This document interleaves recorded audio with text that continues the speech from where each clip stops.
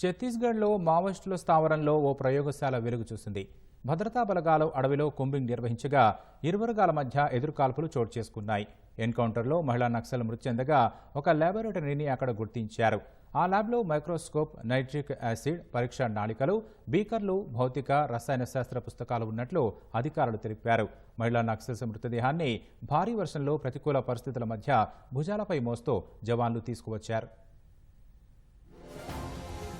ఛత్తీస్గఢ్లోని చోటబెటియా police station పరిధిలో మంగళవారం జవాన్లు ఆపరేషన్ మాన్సూన్లో భాగంగా దట్టమైన అడవిలో నక్సల్స్ ప్రాంతంపై దాడులు చేశారు. దాదాపు గంట పాటు భద్రతా బలగాలు నక్సల్స్ కు మధ్య కాల్పులు జరిగాయి. కాసేపటికి మావోయిస్టులు అక్కడి నుంచి పారిపోయారు. అనంతరం ఘటనాస్థలిలో కాల్పుల్లో మృతి చెందిన ఒక మహిళా మావోయిస్టు మృతదేహం భద్రతా బలగాలకు లభించింది. దాంతో పాటు పలు ఆయుధాలు, మందుగుండు సామాగ్రి లభ్యమయ్యాయి. వాతావరణం ప్రతికూలంగా మారి ఎడతెగని వర్షం పడటంతో ఆ దట్టమైన అడవిలో సైనికులు ఇబ్బందులు ఎదుర్కొన్నారు. మహిళా మావోయిస్టు మృతదేహాన్ని భుజాలపై మోస్తూ ఉధృతంగా ప్రవహిస్తున్న వాగులో జవాన్లు నడక సాగించారు.